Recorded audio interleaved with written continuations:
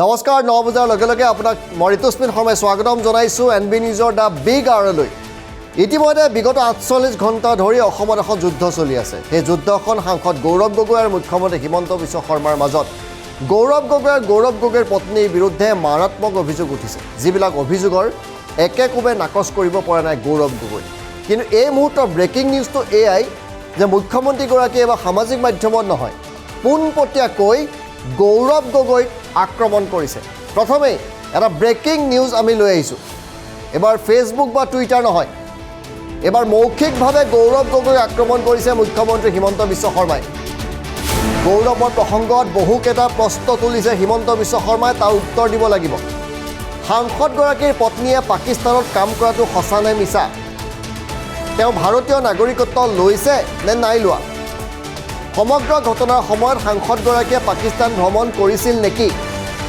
সাংসদগৰাকীয়ে পাকিস্তানৰ ৰাষ্ট্ৰদূতক সাক্ষাৎ কৰিছিল তাৰ বাবে বৈদেশিক মন্ত্ৰণালয়ে অনুমতি লৈছিল নে নাই লোৱা সাক্ষাতৰ পৰৱৰ্তী সময়ত বৈদেশিক মন্ত্ৰণালয়ক ব্যাখ্যা কৰিছিল নে নাই কৰা পাকিস্তানৰ ৰাষ্ট্ৰদূতৰ ওচৰলৈ লৈ গৈছিল বহু যুৱক যুৱতীক গৌৰৱ গগৈ যিসকল যুৱক যুৱতীক লৈ গৈছিল তেওঁলোক এতিয়া ক'ত আছে তেওঁলোক কোন ক'ত কি কৰি আছে এই সকলোবোৰ কথা ৰাইজে জনাৰ প্ৰয়োজন আছে কাৰণ এয়া ৰাষ্ট্ৰীয় নিৰাপত্তাৰ সৈতে জড়িত বিষয়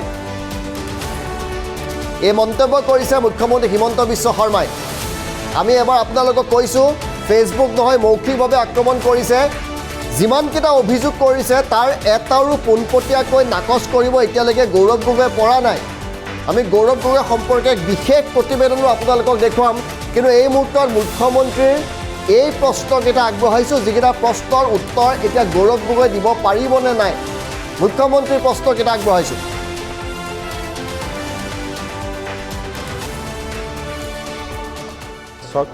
গোচৰ তৰিব নতৰিব সেইটো এটা বেলেগ কথা কিন্তু কেইটামান কথাত আমি স্পষ্ট হোৱাৰ প্ৰয়োজনীয়তা আছে প্ৰথম যিগৰাকী সাংসদ তেওঁৰ পত্নীয়ে পাকিস্তানত কাম কৰাটো সঁচা নে মিছা দ্বিতীয়তে তেখেতে ভাৰতীয় নাগৰিক লৈছে নাই লোৱা তৃতীয়তে এই গোটেই ঘটনাৰ সময়ছোৱাত সাংসদগৰাকীয়েও পাকিস্তান ভ্ৰমণ কৰিছিল নেকি দ্বিতীয়তে সাংসদগৰাকীয়ে পাকিস্তান ৰাজদূতক সাক্ষাৎ কৰোঁতে বৈদেশিক পৰিক্ৰমা বিভাগৰ অনুমতি লৈছিল নে নাই লোৱা পৰৱৰ্তী সময়ত যেতিয়া তেখেতে লগ কৰিছিল তাৰ পিছত এটা ডিব্ৰিফিং বুলি কয় যেনেকৈ মই আজি জাপানত গৈছোঁ কোৰিয়াত গৈছোঁ চাইনাত গৈছোঁ কি ছিংগাপুৰত গৈছোঁ এতিয়া মই বৈদেশিক পৰিক্ৰমা বিভাগক ডিব্ৰিফিং কৰিব লাগিব কাক লগ পালোঁ কেনেকৈ লগ পালোঁ কি কথা পাতিলোঁ মই চিঠি লিখি জনাব লাগিব নহ'লে লগ কৰি জনাব লাগিব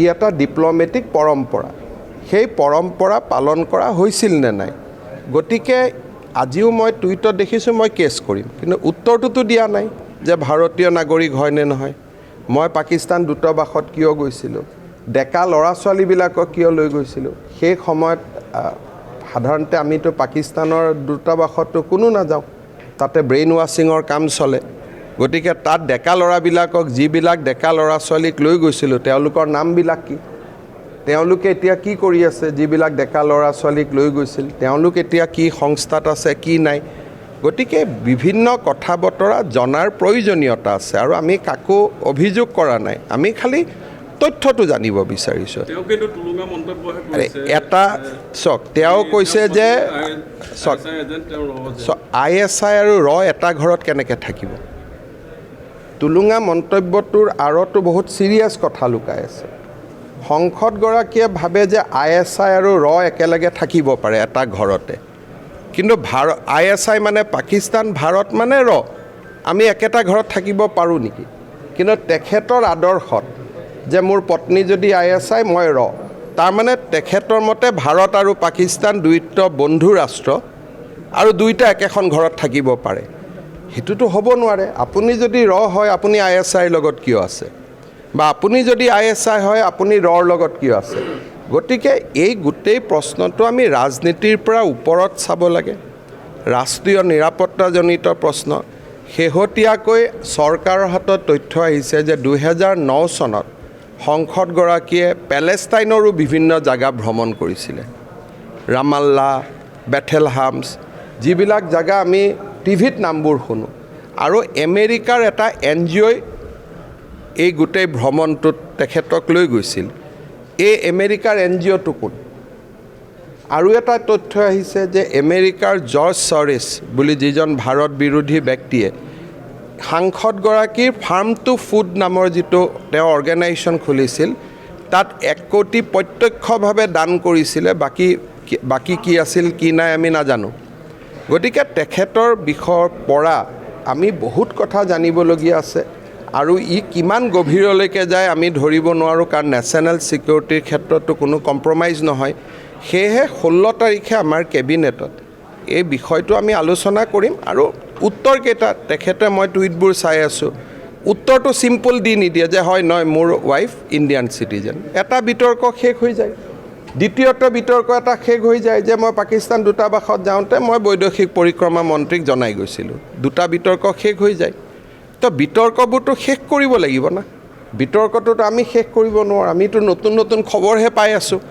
ৰাতিপুৱালৈকে মই গম পোৱা নাছিলোঁ যে তেওঁ পেলেষ্টাইনতো গৈছিলে, দুপৰীয়া আকৌ সেইটো খবৰো আহিলে।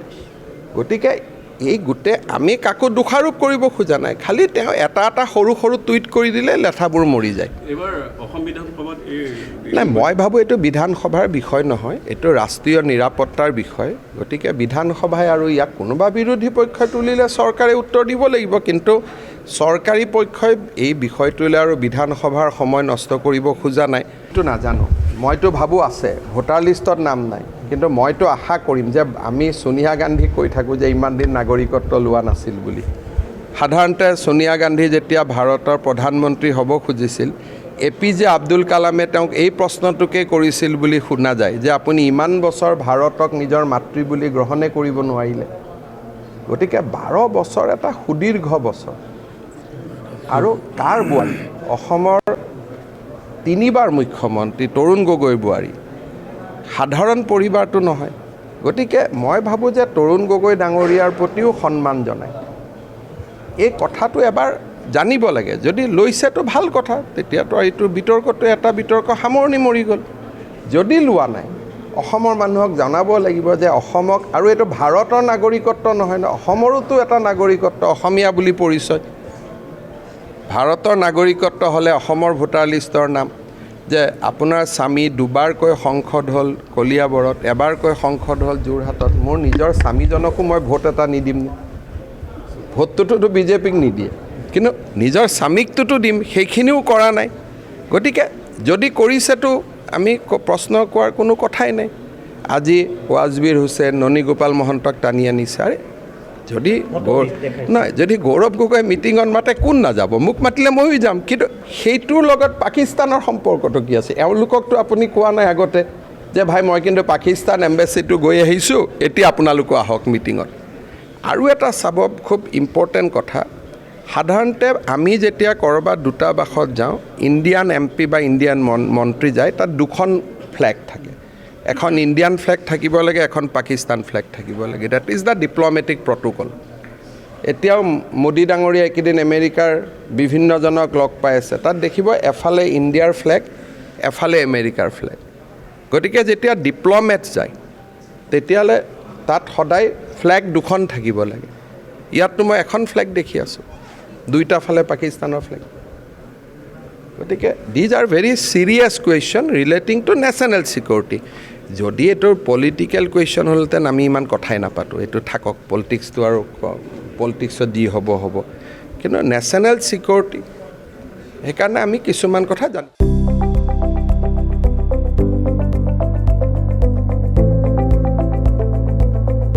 NB নিউজ, সহজ সৰল ভাষাত নৱভাৰতৰ কথা।